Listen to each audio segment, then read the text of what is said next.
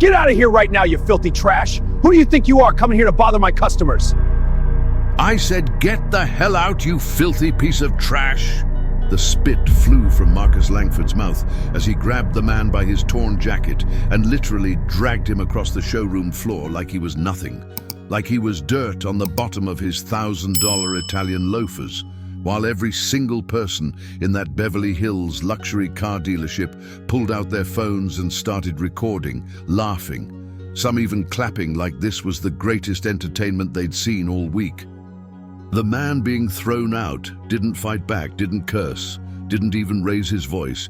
He just looked at Marcus with these eerily calm eyes that should have been a warning, should have told everyone in that room that something was very, very wrong with this picture. His clothes were ripped, stained with God knows what, his face covered in dirt and a scraggly beard, and he smelled like he'd been sleeping on the streets of downtown Los Angeles for months. But there was something about the way he carried himself, something in his posture that didn't match the rags he was wearing. One woman in a Chanel dress actually recorded a close-up of his face while whispering to her friend, "Oh my God, this is going straight to my Instagram, this is gold."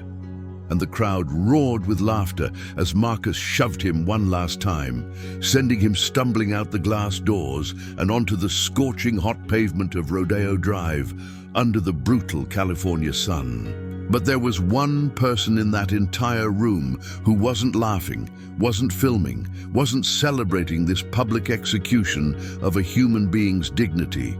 And her name was Elena Morales, a 24-year-old single mother from East LA who'd only been working at the dealership for 2 weeks and was already questioning whether she'd made a deal with the devil just to pay her rent. Her hands were shaking so hard she had to grip the reception desk to steady herself, her vision blurring with tears she couldn't let fall because crying at work meant weakness. And weakness in a place like this meant you were next on the chopping block, next to be humiliated, next to be destroyed.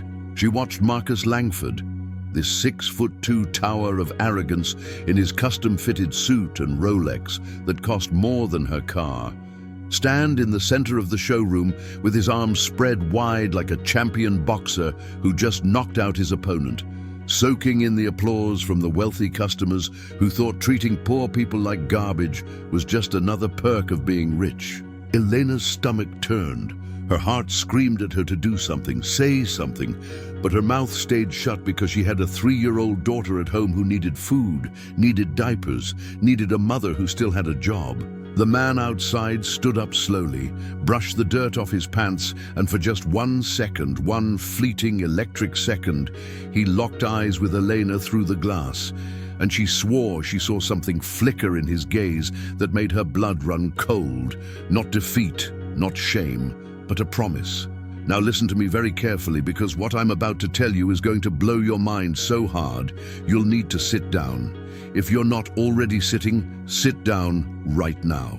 Hit that subscribe button on Journeys of Redemption. Smash that like button like your life depends on it.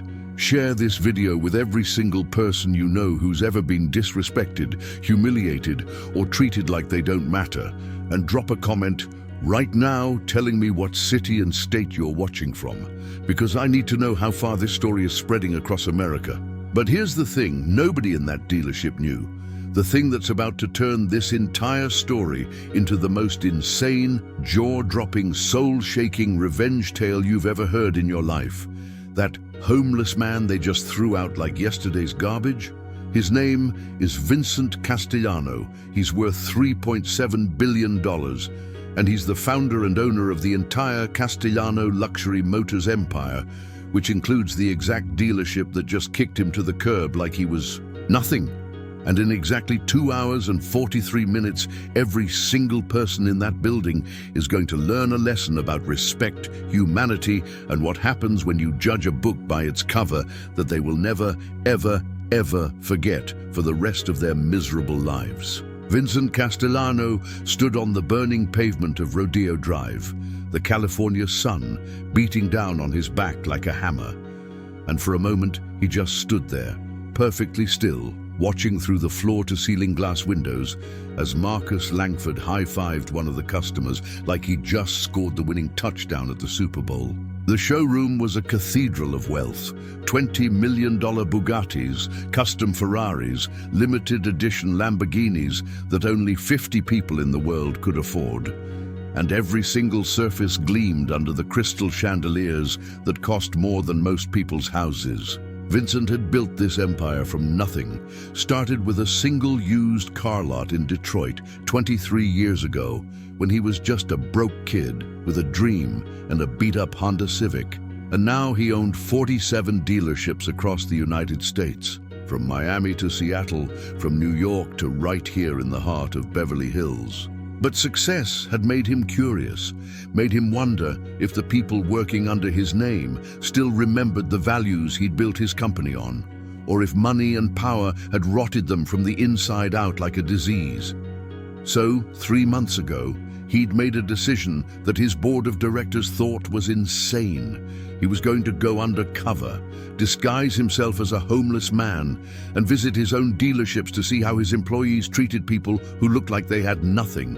The test had started 2 weeks ago in Chicago, and Vincent had been horrified by what he'd seen. Salespeople ignoring him, security guards threatening him, customers looking at him like he was a cockroach that needed to be stepped on.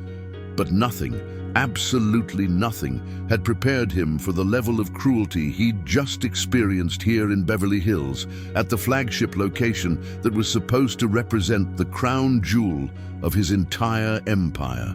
Marcus Langford, the general manager Vincent had personally hired 3 years ago after a glowing recommendation from a business partner, had just physically assaulted him, dragged him across the floor like a dog, and thrown him onto the street while a crowd of wealthy customers cheered and recorded the whole thing like it was a viral TikTok challenge. Vincent's ribs ached from where Marcus had grabbed him. His shoulder throbbed from hitting the pavement, but the physical pain was nothing compared to the disgust churning in his gut as he realized that his own company, the business he'd poured his blood, sweat and tears into for over 2 decades, had become a playground for bullies and elitists who thought being rich gave them the right to destroy other human beings. He pulled out a battered old cell phone from his jacket pocket, one he'd bought at a gas station specifically for this undercover operation, and dialed a number he knew by heart. "James, it's me," Vincent said quietly, his voice steady despite the rage boiling beneath the surface. James Whitmore, his head of operations and the only person who knew about this undercover mission, answered immediately. "Vincent, what happened? Are you okay?" Vincent watched through the glass as Marcus strutted around the showroom, his chest puffed out like a peacock, completely oblivious to the storm that was about to rain down on his head. "I need you to do exactly what I say, James. In exactly 2 hours, I want you to call the Beverly Hills location and tell them that a VIP client is coming to purchase 3 vehicles, cash payment, no negotiations.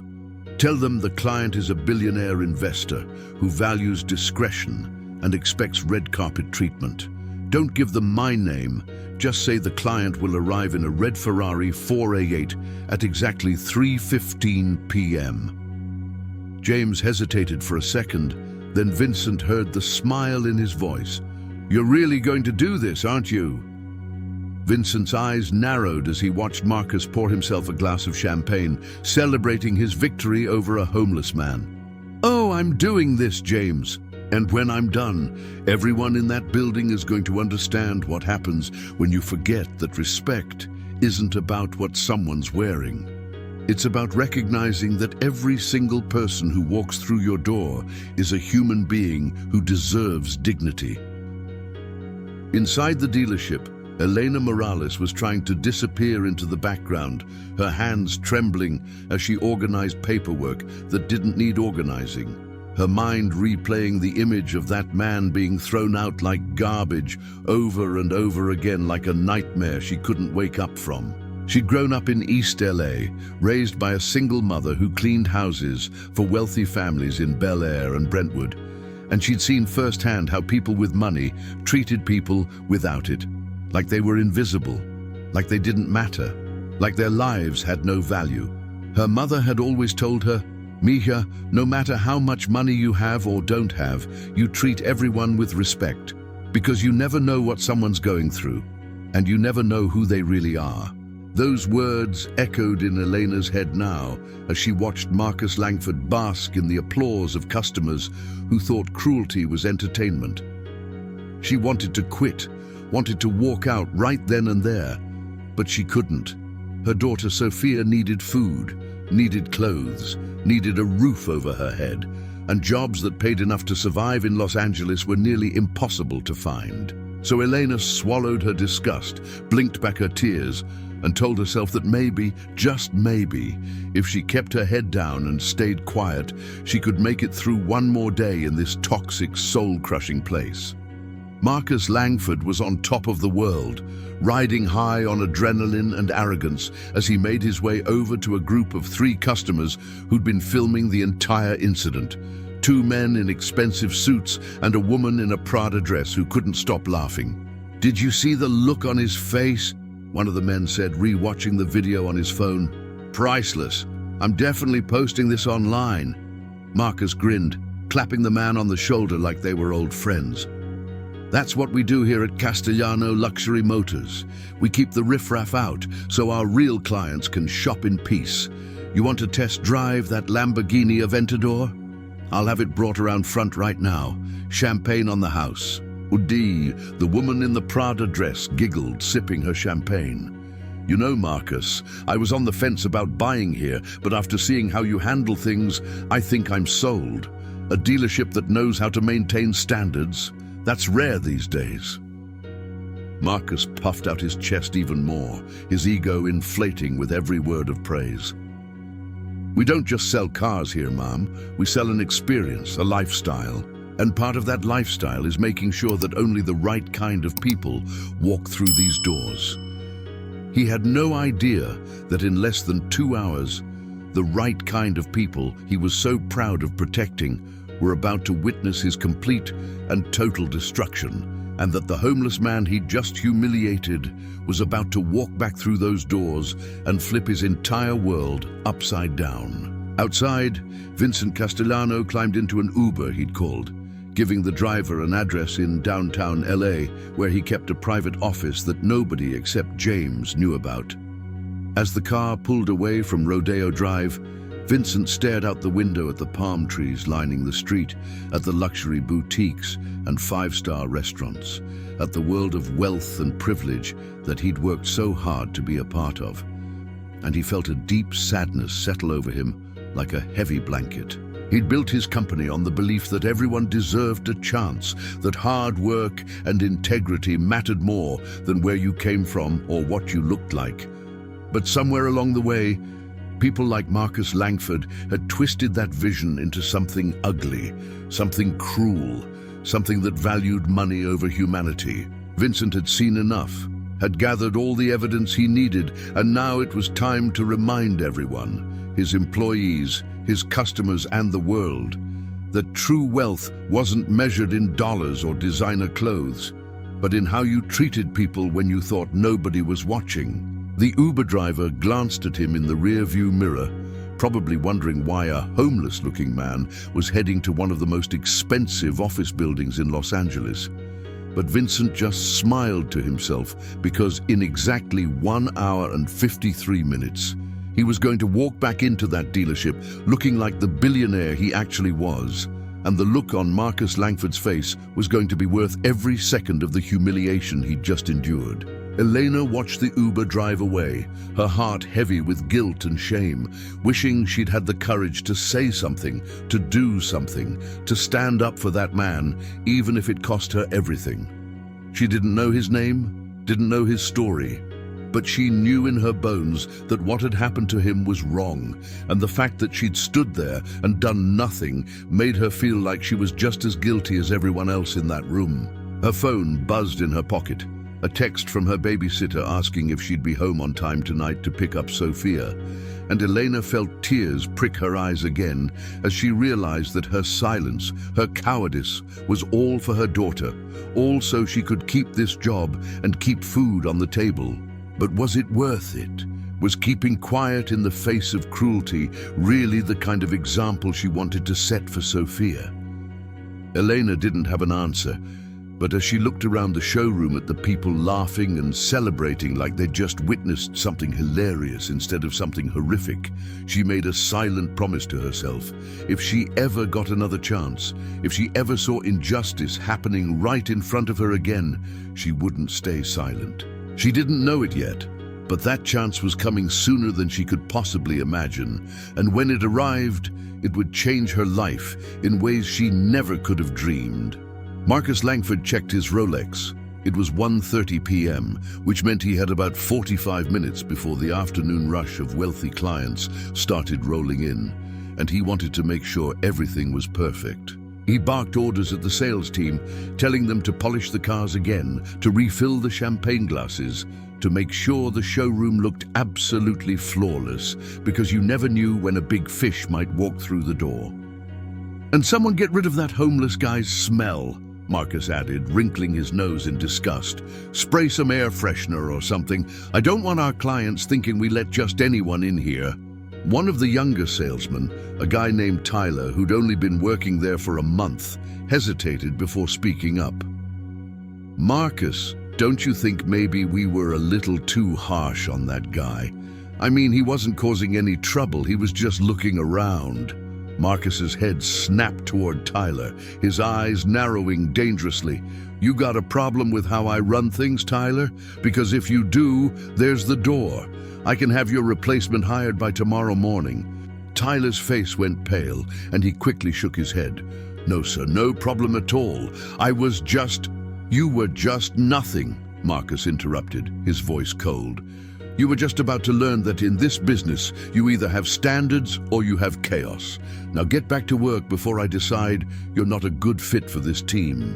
The clock ticked forward, and the showroom settled into a tense, expectant silence, everyone going about their tasks while secretly replaying the morning's drama in their heads, some with amusement, some with discomfort, and one person, Elena Morales, with a growing sense of dread that something terrible was about to happen. She couldn't explain it, couldn't put it into words, but there was a feeling in the air, a charge of electricity that made the hairs on the back of her neck stand up like the calm before a massive storm. She glanced at the clock on the wall, 2:45 p.m., and wondered if she was just being paranoid, if the stress of the job and the guilt of her silence were making her imagine things.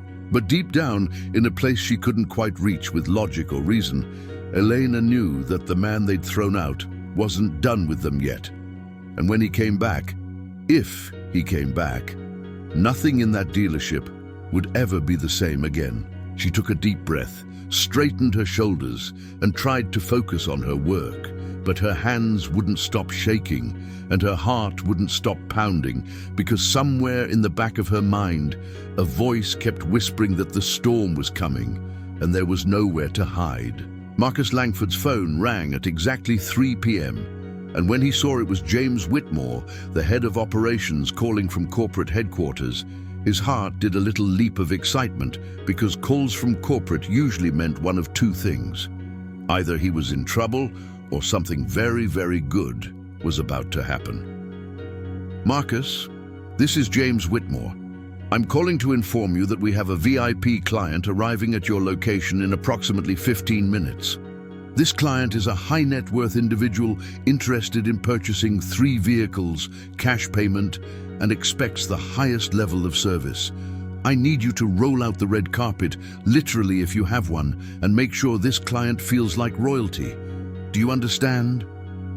Marcus's eyes lit up like a kid on Christmas morning, and he practically shouted into the phone, "Absolutely, Mr. Whitmore. We'll be ready. Can you tell me the client's name so I can prepare properly?"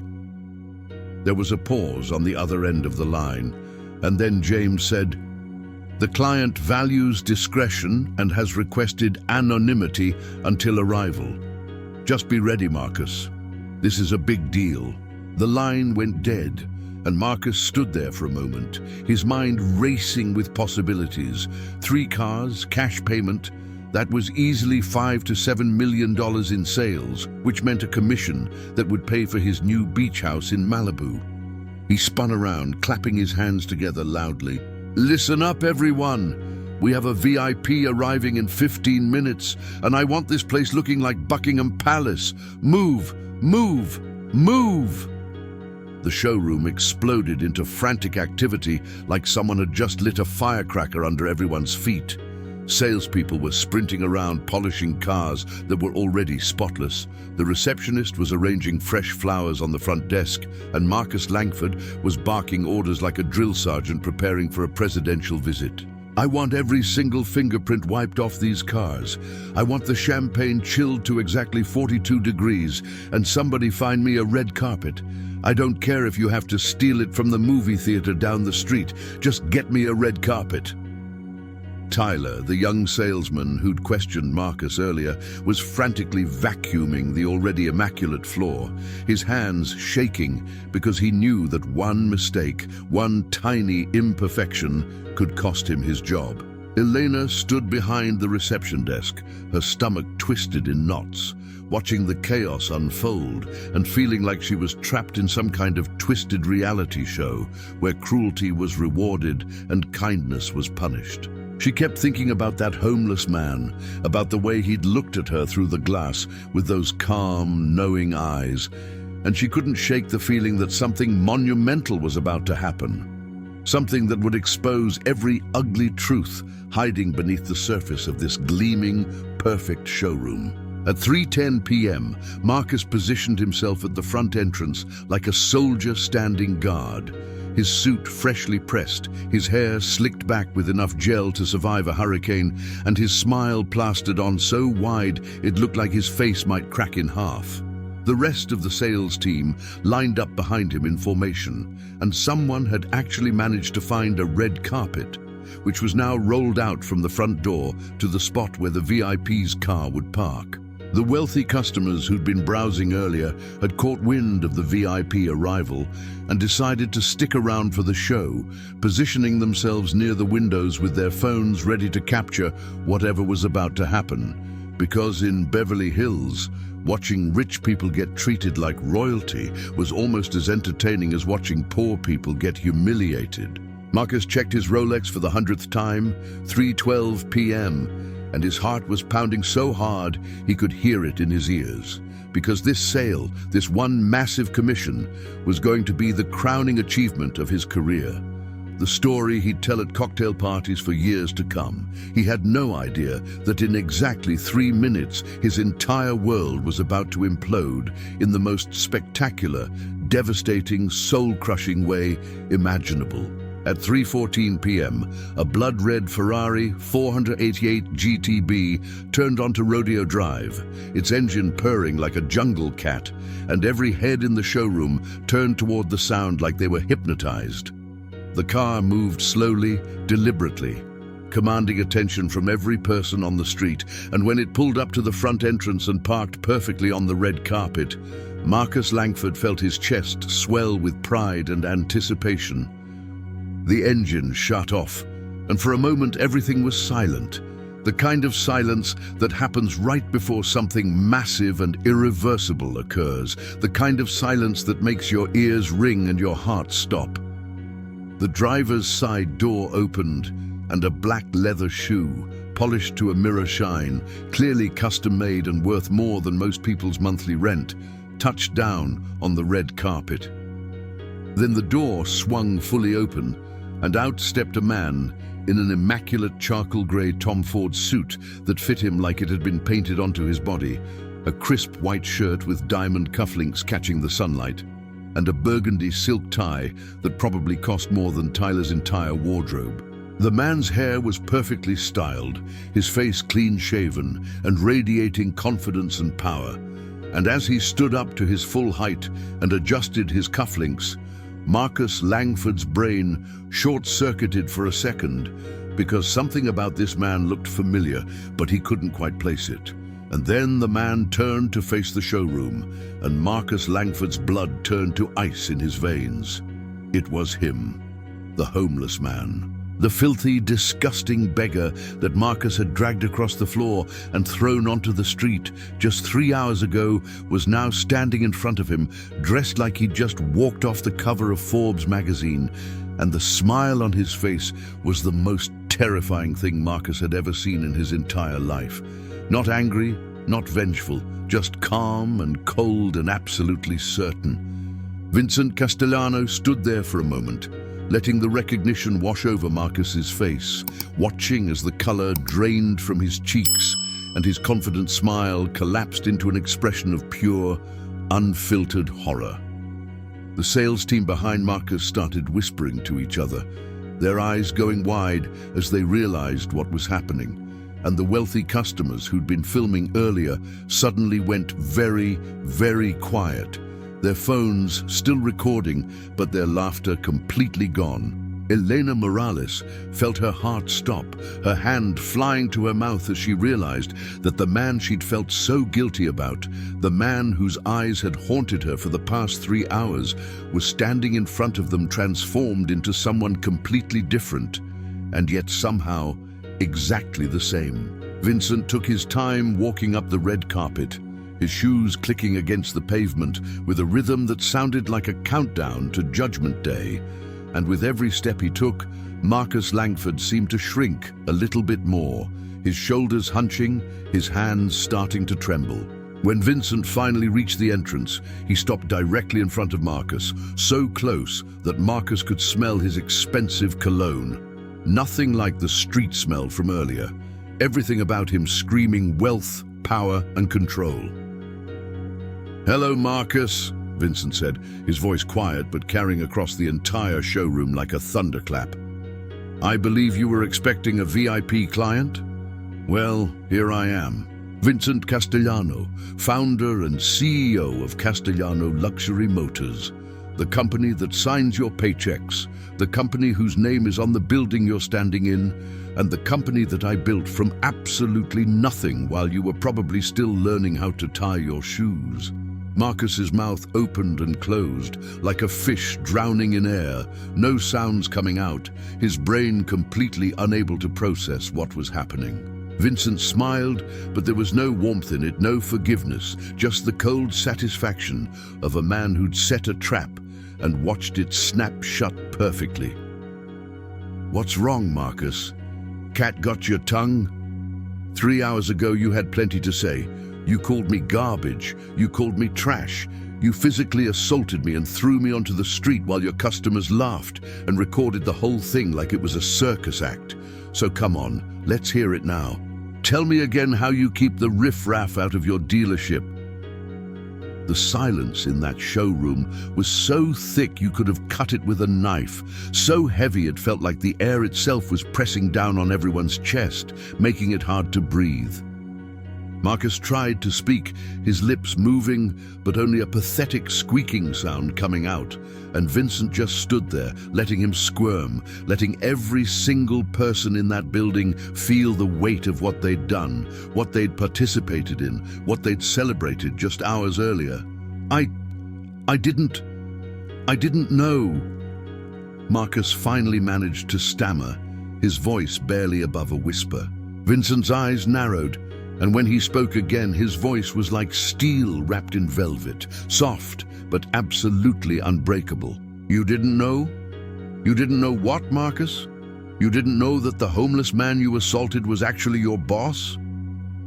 Well, let me ask you something. Would it have mattered?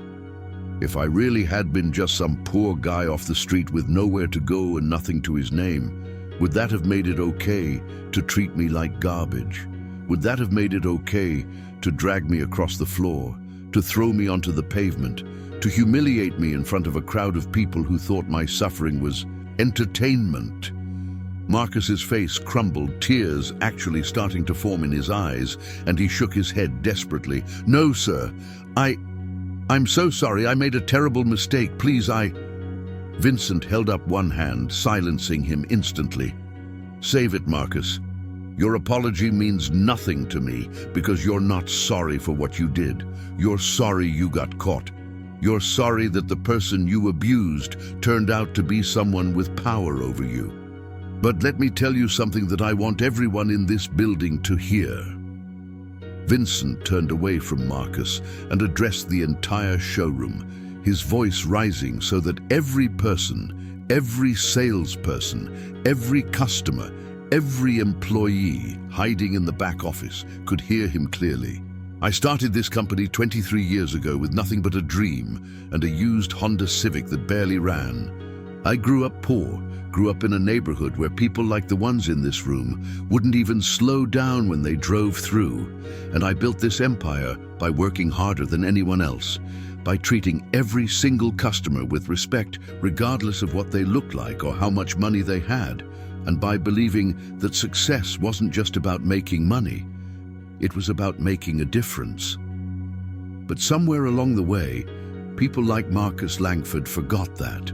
They forgot that every person who walks through these doors is a human being with a story, with struggles, with dignity that deserves to be respected. They turned my company into a playground for elitists and bullies who think that having money gives them the right to treat other people like trash. Well, I'm here to tell you right now, that ends today. And the crowd was absolutely frozen. Some people's mouths hanging open in shock, others looking down at the floor in shame, and a few, like the woman in the Prada dress who'd been laughing earlier, looking like they wanted to disappear into the walls.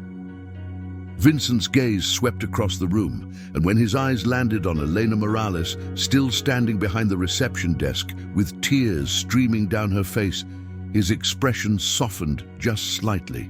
"There's one person in this building who passed the test today," Vincent continued, and Elena's heart nearly stopped as she realized he was talking about her. "Elena Morales, would you please step forward?"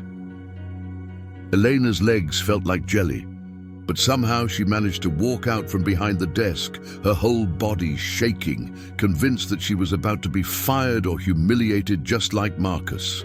But when she reached Vincent, he looked at her with genuine warmth and respect and said loud enough for everyone to hear, "This young woman was the only person in this entire building who looked at me with compassion instead of contempt. She didn't say anything, she didn't intervene, but I could see it in her eyes. She knew what was happening was wrong, and it hurt her to witness it. That tells me everything I need to know about her character." Elena, effective immediately, you are promoted to general manager of this location with a salary of $250,000 per year, full benefits, and a company car of your choice from our inventory. Elena's knees nearly buckled, her hand flying to her chest as she gasped, unable to believe what she was hearing. The room erupted in shocked whispers, and Marcus Langford looked like he'd just been stabbed in the heart, his face going from white to red to purple in the span of 3 seconds. Vincent turned back to Marcus, and the warmth completely vanished from his expression, replaced by cold, final judgment. "Marcus Langford, you are terminated effective immediately. Security will escort you out, the same way you escorted me out this morning. And you will never work for any Castellano company again. Furthermore, I will be personally ensuring that every dealership, every luxury brand, and every business in this industry knows exactly what kind of person you are, so good luck finding another job where you can abuse people and get away with it." Marcus's face went completely white, and he actually dropped to his knees right there on the showroom floor, his hands clasped together like he was praying. "Please, Mr. Castellano, please. I have a mortgage, I have bills, I have a family. Please don't do this, I'm begging you." Vincent looked down at him with an expression that was somehow both sad and resolute. "You should have thought about that before you decided that cruelty was an acceptable way to treat another human being. Now get out of my building."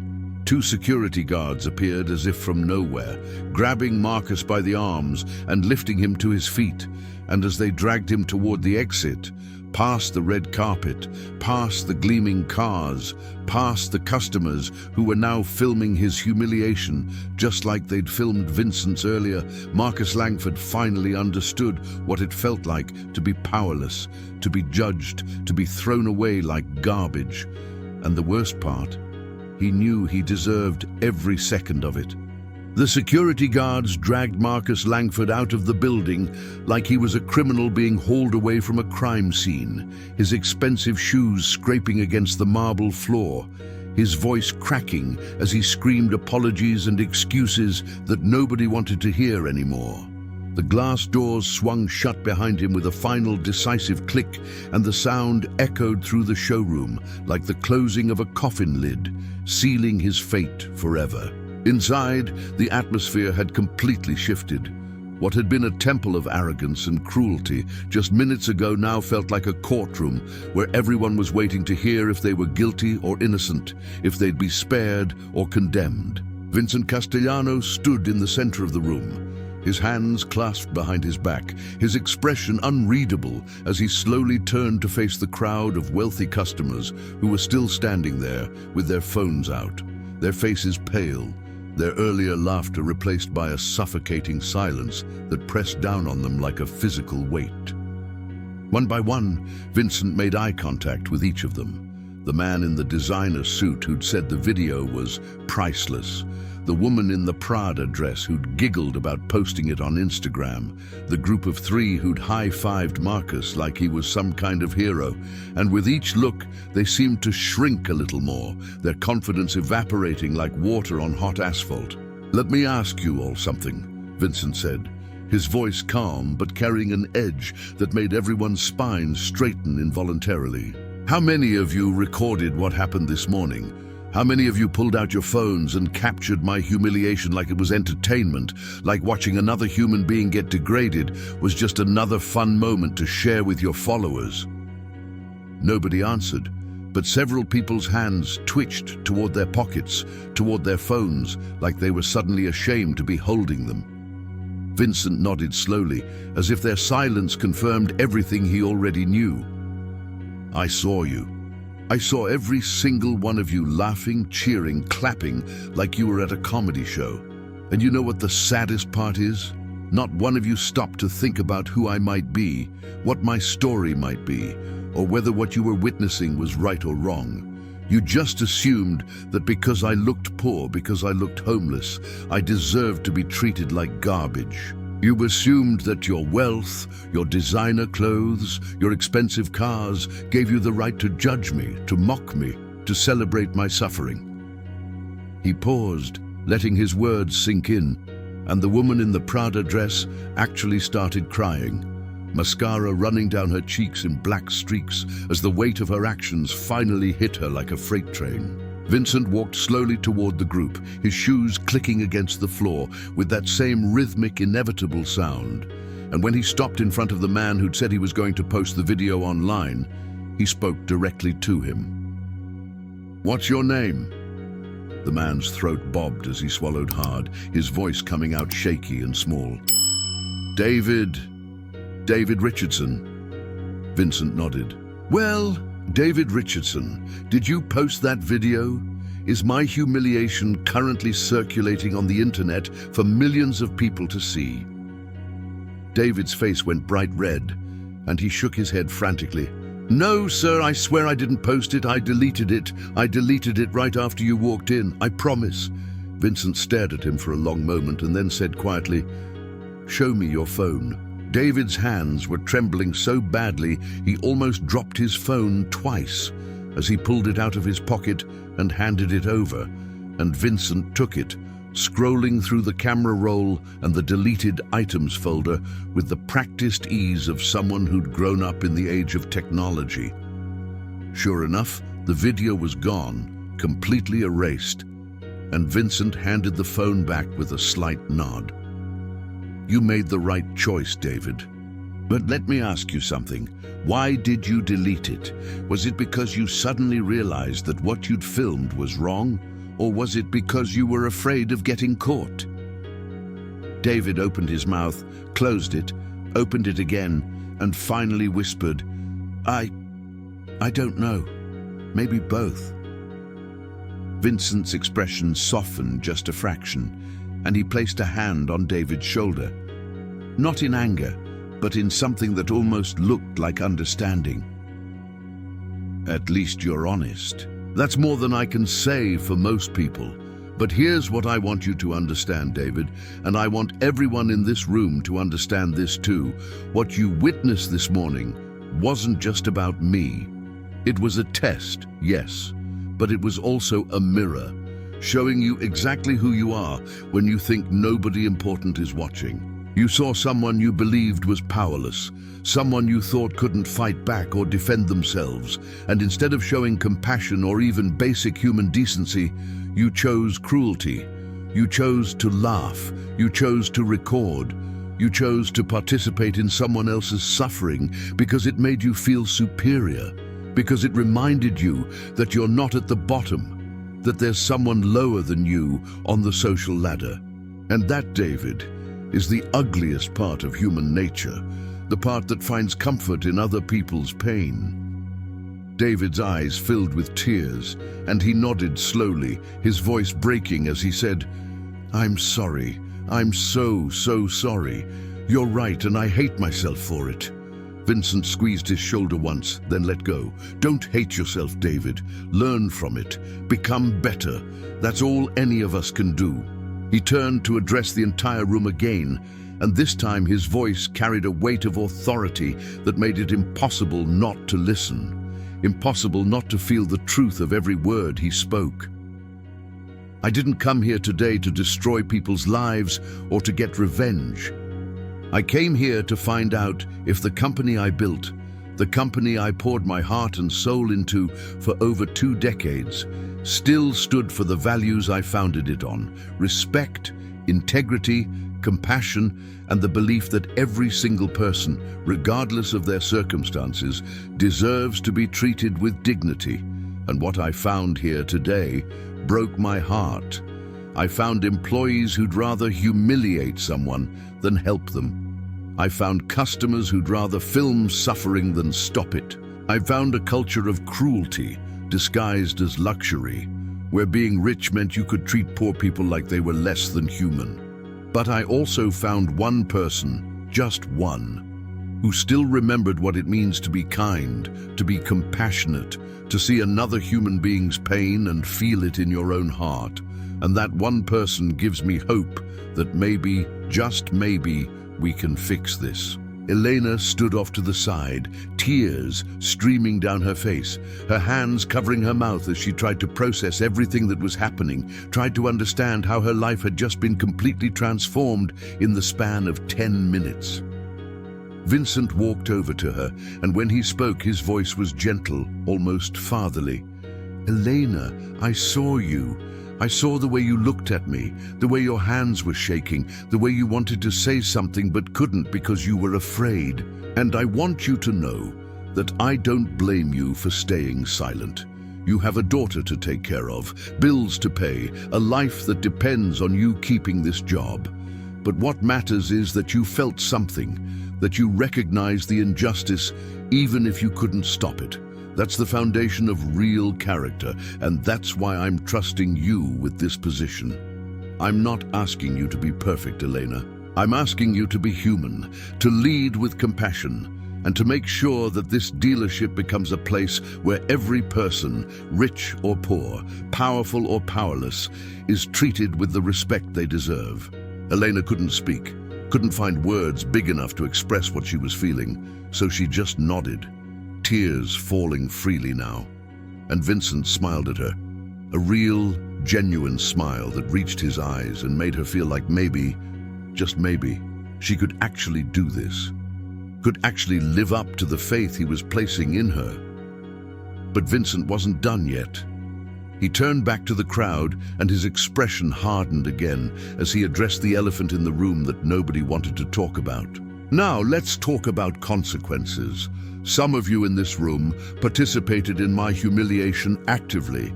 You laughed, you filmed, you encouraged Marcus's behavior. Others of you just stood by and watched, which in some ways is just as bad, because silence in the face of injustice is complicity. So here's what's going to happen. If you were planning to make a purchase here today, that opportunity is now gone. You are no longer welcome as customers at any Castellano Luxury Motors location, effective immediately. Your names will be flagged in our system, and if you attempt to do business with us in the future, you will be turned away. Not because I'm vindictive, but because I refuse to take money from people who think cruelty is acceptable behavior. The room erupted in shocked gasps and protests, people's faces going red with indignation, and the woman in the Prada dress actually stepped forward, her voice shrill with outrage. You can't do that. You can't ban us just because we didn't stop your employee from doing his job. We're customers. We have rights. Vincent turned to her slowly, and the look in his eyes made her take an involuntary step backward. You're absolutely right. You do have rights. You have the right to take your business elsewhere. You have the right to shop at any other dealership in Beverly Hills, in Los Angeles, in the entire country. But you don't have the right to be a customer at my company if you can't meet the basic standard of human decency that I require. So yes, Mom, I absolutely can ban you, and I just did. The woman's mouth opened and closed like a fish gasping for air. And then she spun on her heel and stormed out of the dealership, her Prada heels clicking furiously against the marble floor, her face twisted in rage and humiliation. Several other customers followed her, muttering under their breath about lawsuits and discrimination and how they'd never been treated so disrespectfully in their lives, completely oblivious to the irony of their complaints. But a few people stayed. David Richardson stayed, standing there with his head bowed in shame, and two other customers, a middle-aged couple who'd been browsing quietly in the corner during the whole incident, approached Vincent with hesitant steps. The man spoke first, his voice respectful and sincere. Mr. Castellano, my wife and I witnessed everything that happened this morning, and we want you to know that we were horrified by it. We almost left, almost walked out in protest, but we were cowards and we stayed silent. We're ashamed of that, and we want to apologize. What you did today, what you're doing right now, takes incredible courage, and we respect you for it. If you'll still have us as customers, we'd be honored to do business with you. Vincent studied them for a moment, searching their faces for sincerity, and then he extended his hand. What are your names? The man shook his hand firmly. Robert and Catherine Mills from Pasadena. Vincent nodded. Robert, Catherine, I appreciate your honesty, and I accept your apology. Elena, please take care of Mr. and Mrs. Mills. Show them our inventory, and make sure they receive the best service we can offer. Elena wiped her tears, straightened her shoulders, and walked over to the couple with the professionalism that surprised even herself. Her voice steady as she said, Mr. and Mrs. Mills, it would be my pleasure to assist you. Please, follow me.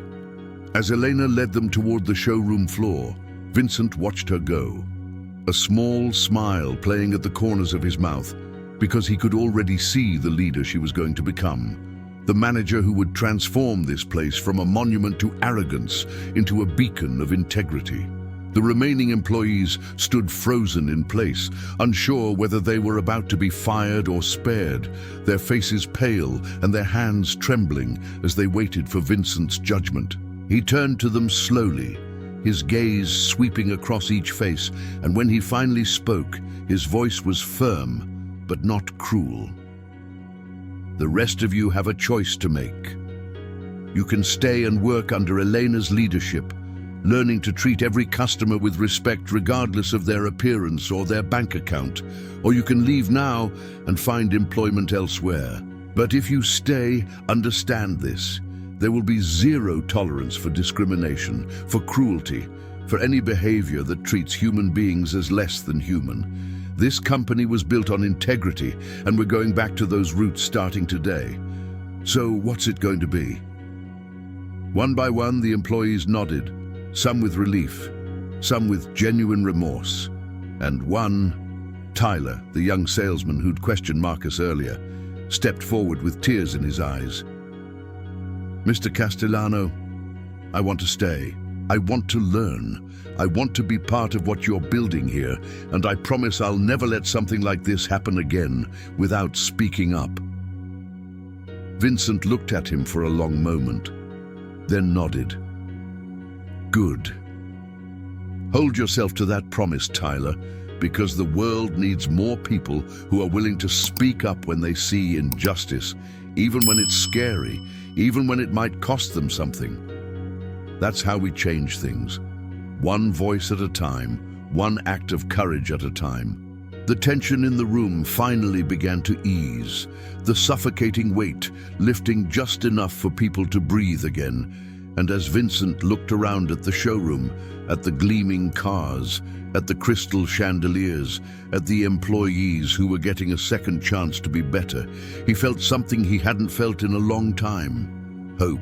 Hope that maybe his company could be saved, that maybe the values he'd built it on weren't completely lost, and that maybe, just maybe, the lesson learned here today would ripple outward and touch more lives than he could possibly imagine. Vincent Castellano stood in the center of his showroom, a showroom that just hours ago had felt like enemy territory, but now felt like it was finally coming back home. And he took a deep breath, letting the weight of everything that had just happened settle into his bones. The transformation in the room was palpable, like someone had flipped a switch and suddenly the air was breathable again. The tension replaced by something that felt almost like reverence, like everyone present understood they'd just witnessed something rare and powerful, something that would stay with them for the rest of their lives. Elena was across the room, helping Robert and Catherine Mills choose between a silver Porsche Taycan and a midnight blue Audi e-tron. Her voice confident and professional, despite the fact that 20 minutes ago she'd been a receptionist, terrified of losing her job. And now she was the general manager of a multi-million-dollar luxury dealership with a salary that would change her daughter's entire future. Vincent watched her work, watched the way she listened carefully to the couple's needs, the way she answered their questions with genuine knowledge and enthusiasm, and he knew without a doubt that he'd made the right choice, that Elena Morales was exactly the kind of leader his company needed to move forward into a better, more compassionate future. But there was still one more thing Vincent needed to do, one more message he needed to deliver before this chapter could truly close and a new one could begin. He walked over to where Tyler and the other remaining employees were standing in a nervous cluster near the back wall, their faces still pale, but their eyes showing something that looked like determination mixed with gratitude. "I want to talk to all of you for a minute," Vincent said, his voice gentle but commanding enough that everyone immediately gave him their full attention. What happened here today wasn't just about Marcus Langford, and it wasn't just about me testing my employees. It was about something much bigger, something that's been eating away at our society like a cancer for far too long. The belief that wealth equals worth, that having money gives you permission to look down on people who don't, that success means you've somehow transcended the basic requirement to treat other human beings with dignity and respect. And to me, he paused, looking each employee in the eye, making sure they understood that this wasn't just a lecture. This was a fundamental truth that would define whether they succeeded or failed in their careers and in their lives. I grew up in Detroit, in a neighborhood where gunshots were more common than birdsong, where my mother worked 3 jobs just to keep food on the table and a roof over our heads, where I wore the same pair of shoes for 2 years because we couldn't afford new ones even when my toes were literally poking through the front. The employees' eyes widened, some of them clearly shocked because they'd assumed Vincent had always been rich, had always lived in the world of private jets and luxury cars and million-dollar deals. "I was that homeless man you saw this morning," Vincent continued, his voice thick with emotion. "Not literally, but spiritually, economically, socially. I was the kid that people like Marcus Langford would have thrown out of their stores, the teenager that wealthy customers would have laughed at and filmed for their social media entertainment. And you know what saved me? You know what gave me the strength to climb out of that poverty and build something meaningful? It wasn't money, because I didn't have any. It wasn't connections, because I didn't know anyone with power or influence. It was the kindness of strangers who saw me as a human being instead of a statistic, who gave me a chance when they didn't have to, who treated me with respect even when I had nothing to offer them in return. Tears were forming in Tyler's eyes now, and one of the female salespeople, a woman named Jessica, who'd been working at the dealership for 6 months, was openly crying, her hand pressed against her heart.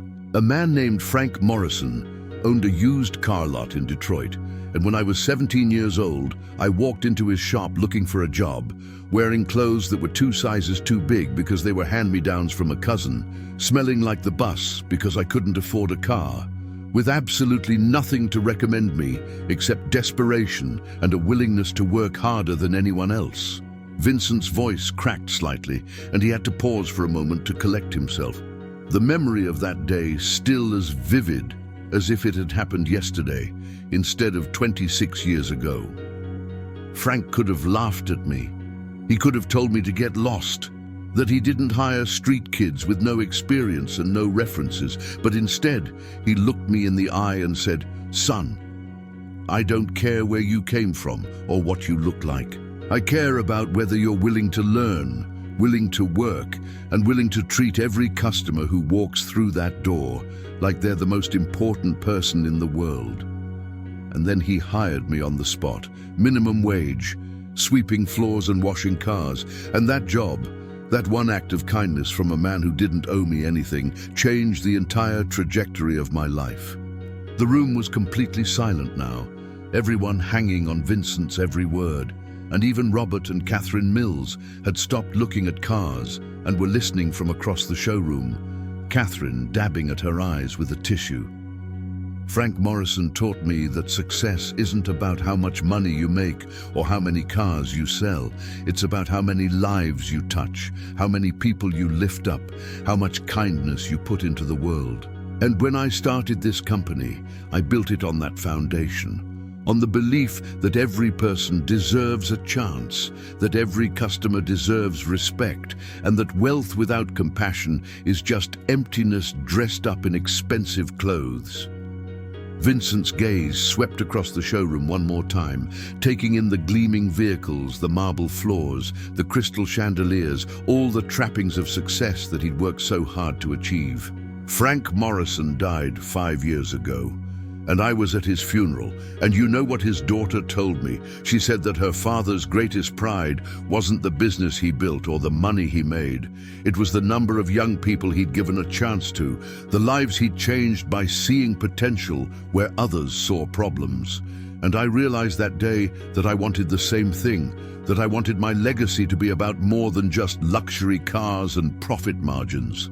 I wanted it to be about creating a company where kindness wasn't a weakness, where compassion was valued as much as competence, where every employee understood that their job wasn't just to sell cars, it was to treat people the way they themselves would want to be treated if they walked in with nothing. Tyler stepped forward, his voice shaking but determined. "Mr. Castellano, I swear to you, I will never forget this lesson. I will never stand by and watch someone be mistreated again. And I will spend every day trying to live up to the example you've set today." Vincent smiled and placed a hand on Tyler's shoulder. "That's all I ask, Tyler. That's all any of us can do. Try to be a little better today than we were yesterday. Try to leave the world a little kinder than we found it." Elena had finished helping the Mills family and was walking back toward Vincent, her eyes still red from crying, but her expression radiating a quiet strength that hadn't been there before, like she'd discovered something inside herself that she didn't know existed. "Mr. Castellano," she said softly, "I don't know how to thank you for this opportunity. You've changed my life and my daughter's life in ways I can't even put into words. But I promise you, I won't let you down. I'm going to make this dealership everything you dreamed it could be. A place where every person is valued, where kindness is the standard, where success is measured not just in sales, but in the lives we impact." Vincent's eyes glistened with emotion, and he pulled Elena into a brief, respectful hug. "I know you will, Elena. I saw it in your eyes this morning when everyone else was laughing. You have something that can't be taught, something that's worth more than all the business degrees and sales training in the world. You have a heart that still knows how to feel compassion, and that's the most valuable asset any leader can have. He released her and stepped back, addressing the entire room one final time. This dealership is now in Elena's hands, and I expect every one of you to support her, to learn from her, and to help her build the kind of workplace culture that Frank Morrison would have been proud of. I'll be checking in regularly, not to micromanage, but to make sure we're staying true to our values. And if I ever hear that someone has been mistreated here, if I ever find out that we've slipped back into the kind of cruelty and arrogance that I witnessed this morning, there will be consequences, swift and final. Do I make myself clear? A chorus of "Yes, sir" echoed through the showroom, and Vincent nodded, satisfied that his message had been received loud and clear.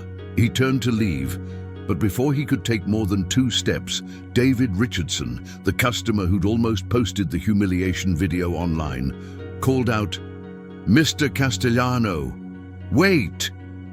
Vincent stopped and turned, and David approached him with hesitant steps, his face still flushed with shame. I need you to know that what you did today changed me.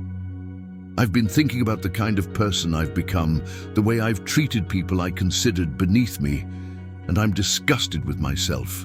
I want to be better. I want to be the kind of man who stands up for people instead of laughing at them. And I know I don't deserve your forgiveness, but I'm asking for it anyway, because I need to know that it's possible to come back from being the villain in someone else's story. Vincent studied him for a long moment, and then he extended his hand. David, the fact that you're asking that question means you're already on the path to becoming better. Forgiveness isn't about forgetting what happened. It's about choosing to believe that people can change, that one mistake doesn't have to define your entire life. So yes, I forgive you. But more importantly, you need to forgive yourself. And then you need to prove through your actions that this moment of clarity wasn't just temporary guilt. It was a genuine transformation. David shook his hand firmly, tears streaming down his face, and nodded. Thank you. Thank you so much. I won't waste this second chance. Vincent smiled. See that you don't. He walked toward the exit, his red Ferrari waiting for him on the red carpet that was now a symbol of something entirely different than it had been an hour ago. Not a celebration of wealth and status, but a reminder that appearances can be deceiving, that the person you dismiss as worthless might be the one who changes your life forever. As he reached the door, he turned back one last time and saw Elena standing tall behind the reception desk. No, not the reception desk anymore, the manager's desk, with Tyler and Jessica flanking her like loyal soldiers ready to follow her into battle, and Robert and Catherine Mills signing paperwork for their new Porsche with smiles on their faces, and the entire atmosphere of the showroom transformed from a temple of cruelty into a sanctuary of hope. Vincent felt a warmth spread through his chest, a sense of peace that he hadn't felt in years, because he knew that what had happened here today would ripple outward, would inspire stories and conversations, would plant seeds of kindness in hearts that had forgotten how to feel compassion. He climbed into his Ferrari, started the engine, and as he pulled away from the dealership, he glanced in the rearview mirror one last time and saw Elena waving at him through the glass, her smile bright enough to light up the entire street. Vincent smiled back, whispered a quiet, "Thank you, Frank Morrison, for teaching me what really matters," and drove off into the Los Angeles sunset, knowing that he'd just done something far more valuable than selling cars or making money. He'd reminded a room full of people that kindness is power, that compassion is strength, and that the true measure of success isn't what you have, but who you are when nobody's watching. And somewhere in heaven, or wherever good souls go when they leave this earth, Frank Morrison was smiling too, proud of the man his young employee had become. proud of the legacy of kindness that was continuing to spread like wildfire through a world that desperately needed it. The story of what happened at Castellano Luxury Motors that day would be told and retold, shared on social media, not as a humiliation video, but as a powerful lesson discussed in business schools and ethics classes, whispered in break rooms and boardrooms across the country, inspiring countless people to look at the homeless person on the street corner, the struggling single mother at the checkout line, the nervous teenager applying for their first job, and see not a problem or an inconvenience, but a human being deserving of dignity, respect, and maybe, just maybe, a chance to prove that they're so much more than their circumstances suggest. Elena stood at her new desk, her hands resting on the polished surface, and she thought about her daughter Sophia waiting at home with the babysitter, thought about how she was going to walk through the door tonight and tell her little girl that everything was going to be okay now, that they didn't have to worry about rent or food or whether they'd have to move again, that kindness and integrity had been rewarded in a world that so often seemed to punish those qualities. She thought about Vincent Castellano, about the courage it must have taken to put himself through that humiliation, to risk his dignity and his safety just to find out if his company still had a soul. And she made a silent vow that she would honor his trust, that she would build something beautiful and meaningful here, that every person who walked through these doors would be treated like they mattered. Because they did.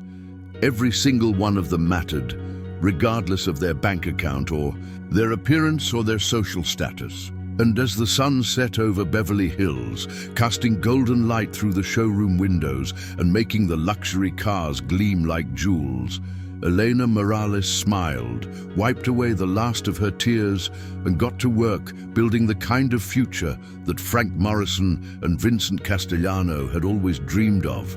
A future where success and kindness weren't opposites, but partners, dancing together in perfect harmony and proving that the best revenge against cruelty isn't more cruelty, it's becoming so radiantly, undeniably good that you inspire everyone around you to be better too.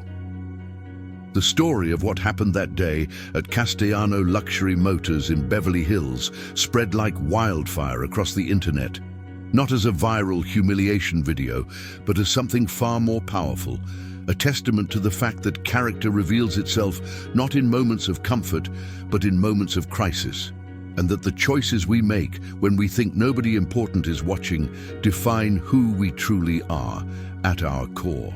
Within 48 hours, news outlets from CNN to Fox News were covering the story, business podcasts were dissecting Vincent's undercover strategy, and social media was flooded with people sharing their own experiences of being judged, dismissed, or humiliated based on their appearance, their economic status, or their circumstances. But more importantly, something shifted in the collective consciousness. People started looking at the homeless person on the corner, not with disgust or indifference, but with curiosity and compassion, wondering what their story might be, what circumstances had led them to that moment, and whether a single act of kindness might be the thing that changes their entire trajectory.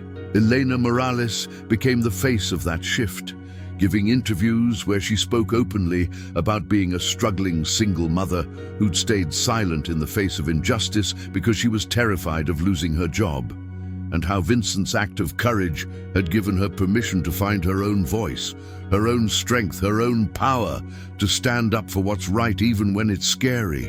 And across America, in break rooms and living rooms and classrooms, people watched her story and thought, if she can do it, maybe I can too. Vincent Castellano didn't do any interviews, didn't seek any publicity, didn't try to capitalize on the viral moment.